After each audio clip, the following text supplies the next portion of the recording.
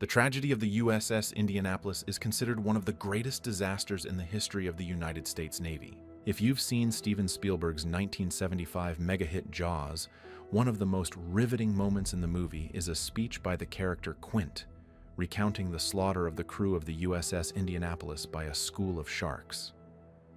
I'll never put on a life jacket again. If you thought some clever screenwriter just made it up for the film, well, allow us to fill you in on all the gory details. Today, we're going to take a look at the deadliest shark attack in human history. But before we get started, be sure to subscribe. Infested waters in history, time to get your toes wet. On July 26, 1945, the USS Indianapolis completed a mission that would change world history. It had delivered the components for the first operational atomic device to the island of Tinian, parts that would soon be assembled into the notorious atomic bomb known as Little Boy. Just a few days later, that bomb would be dropped on the Japanese city of Hiroshima, wiping out an estimated 80,000 people. After completing the delivery, the Indianapolis was sent to join the USS Idaho in the Philippines. There, they would assist in preparations for an invasion of the Japanese mainland. The ship set out alone for its new destination, traveling at a steady clip of 17 knots. It was smooth sailing at first, but the USS Indianapolis would soon find its journey coming to a sudden and violent halt. Just after midnight on July 30th, 1945, a Japanese submarine launched 2 torpedoes straight into the side of the Indianapolis. A direct hit. The explosions split the ship in two. The order to abandon ship came quickly, but not quickly enough for some. It took just 12 minutes for the giant vessel to sink. Many never made it out. About 300 men were still trapped inside when the ship went down. They were never heard from again. Another 900 or so went into the water. They didn't know it yet, but their fate would be, arguably, worse than those who went down with the ship. The Indianapolis sank fast, and the resulting chaos led to numerous injuries and a lack of proper equipment for those who got off. Approximately 879 servicemen survived the initial sinking, but many didn't have the time to grab life preservers. So, they had to constantly fight to stay afloat. The ones who did manage to get life vests only had it slightly better. They were left helplessly bobbing in the water, unable to do much else. Many of the sailors were badly injured, suffering deep gashes or broken bones from the torpedo blast. Now, floating in open water, without even a life raft, they had no way to treat their wounds. As if all that wasn't bad enough, almost all of them were coated in fuel, leaking from the wreckage of the ship. The fumes were overwhelming. Men were already beginning to die in each other's arms, floating in the ocean. The Indianapolis went down fast, but in those 12 minutes, the heroic crewmen sent out SOS signals until they were absolutely unable to do so any longer. Those distress signals were received by the Navy, but, for reasons that remain unknown to this very day, they weren't taken seriously. Even when the ship failed to arrive on time at its destination, no one got suspicious. No search parties were sent to look for the ship or its survivors. In fact, no action was taken at all.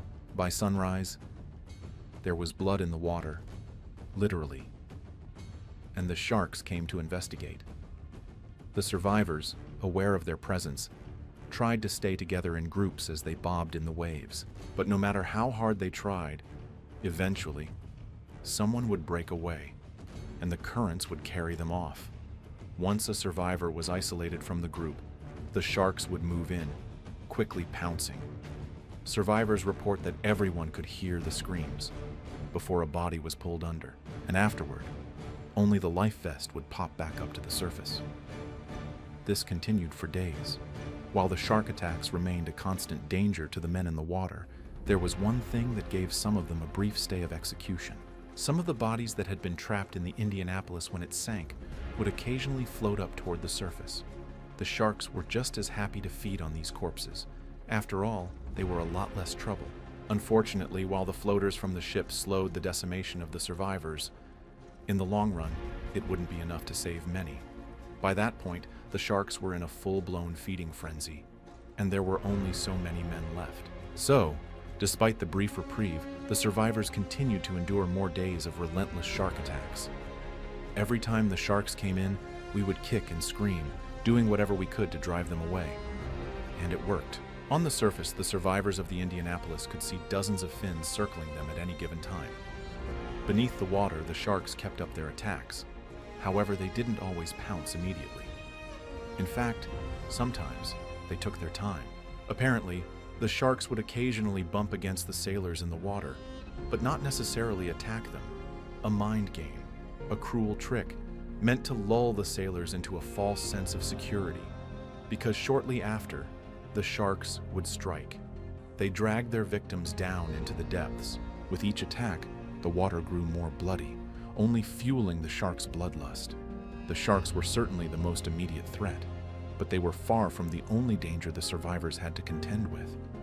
Drifting in salt water, the men had nothing to drink, and as the days stretched on, many died of thirst. Any who attempted to drink the salt water soon became delirious, lost in hallucinations.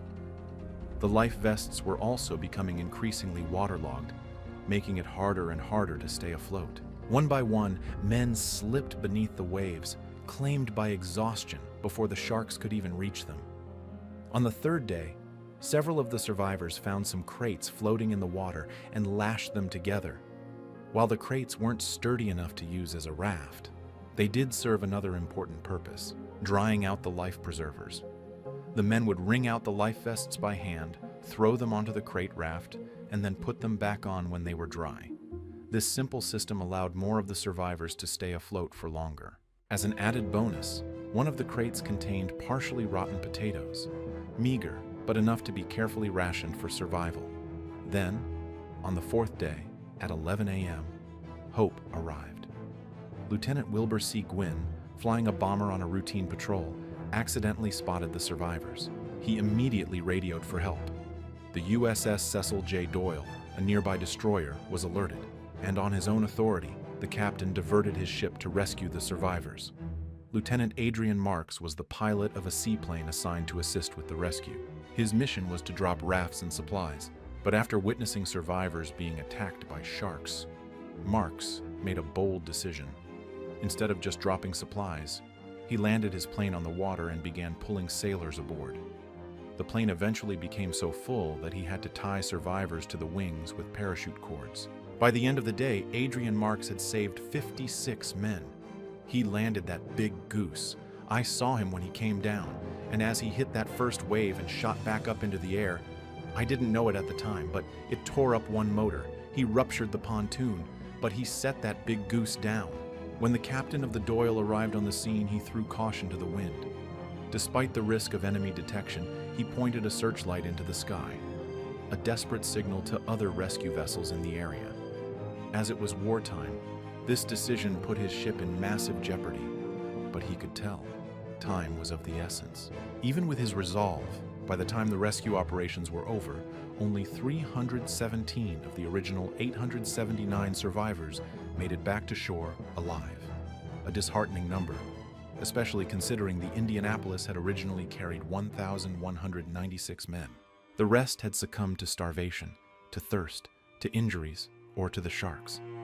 Everyone in the Navy was shocked and outraged at what had been allowed to happen to the crew of the Indianapolis. However, because their mission had been to deliver the parts of an atomic bomb, no one was exactly at liberty to tell the world what had happened. The United States government kept the incident a secret for 2 full weeks. During that time, the cities of Hiroshima and Nagasaki were both blasted, the former with a bomb made from the parts delivered by the USS Indianapolis. The U.S. finally released the news about the Indianapolis on August 15, 1945, the same day Japan announced its surrender. This almost guaranteed the story would be buried beneath the headlines of victory. Several months after the disaster, Charles McVay, captain of the USS Indianapolis, found himself court-martialed. Apparently, McVay had failed to run his ship in a zigzag course, a maneuver that could have helped throw Japanese submarines off their trail. If you're wondering whether this was just the Navy scapegoating a captain for a made-up offense to avoid embarrassment, you're not alone. Many have pointed out that McVay was the only captain court-martialed for losing a ship during the entirety of World War II. Even Congress eventually decided the charge was bogus, and in 2000, his name was officially cleared of any wrongdoing. Sadly, it was posthumous. McVeigh had taken his own life in 1968.